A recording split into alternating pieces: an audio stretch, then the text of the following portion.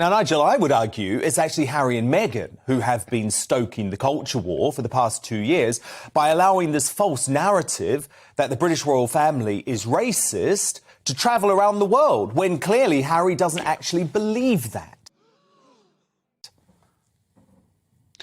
First things first, you can only reconcile when one side stops firing on the other. But at the moment, Harry and Meghan are putting senior members of the royal family, wait for it, under a 24/7 bombardment they can't possibly reconcile until that stops and there is a short period of peace. That's the first point to make. The second point to make, who the hell does he think he is? What is he, some sort of godlike, deified figure all over the world who can solve the world's problems? I reckon some therapist in Los Angeles told him that, and he believes it, along with much, much wait for it, else. They are the ones deep, deep into the culture war. Just have a look at that Netflix documentary. Have a look at what they said about a whole range of political issues. Okay. They're the ones not prepared to compromise. I'm pleased at least they've taken away the slur of racism against the royal family, but not until huge global damage was done. And look, I think the guy is a dim-witted druggie. I'm afraid that all the therapy he's gone through has proved to be a disaster. He's metamorphosized into a different human being. 10 years ago, okay, I'm listening. You have my attention. His popularity rating was over 80%. Behind the Queen, he was one of the most popular royals of all time. It's now plunged to 25%. It will go down further.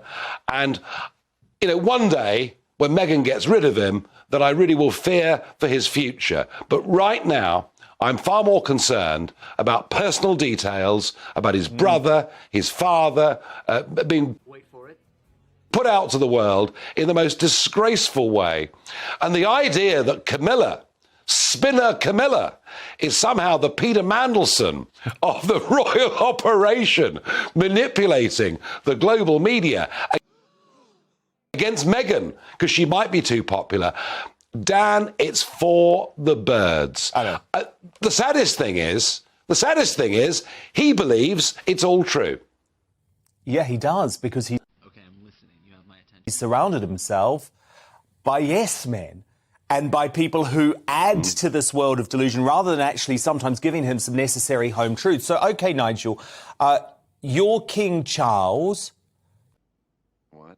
You're Prince William. How do you deal with this guy? Because they hate him now, Nigel, or they hate what he's doing at the very least. I think Charles actually wants to reconcile. But from what I'm told, William sees absolutely no way back. This is nuclear level anger from William now. So I think that parents,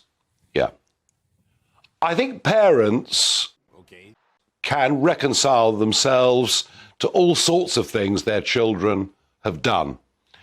I think when brothers fall out in a way like this, it's forever.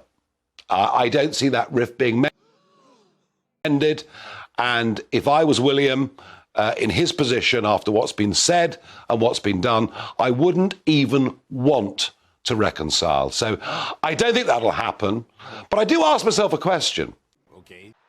Given the moronic thing he said about killing 25 Taliban, if he comes to the coronation, doesn't he present a risk to everybody?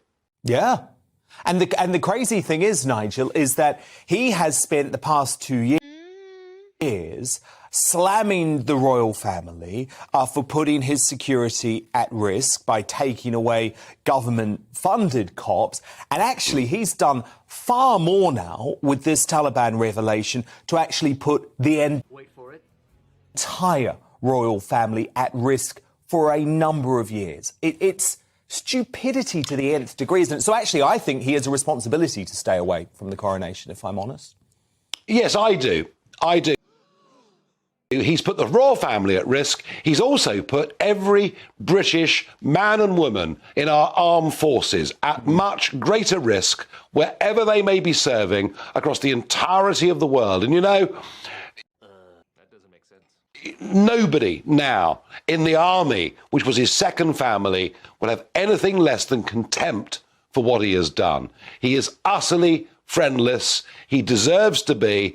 And I just think, Dan, people like you and I have spent too much time criticising Meghan, not recognising that it's Harry himself who has betrayed his family, betrayed his country, smashed as much as he can the legacy of his grandmother, the Commonwealth. He is the real bad actor in all of this. Oh, yeah, absolutely. You can't blame Meghan for this. Absolutely not. This was all the work of Harry. Fascinating, Nigel. It was a brilliant show tonight. And, of course, Nigel back at 7 p.m. tomorrow night here on GB News.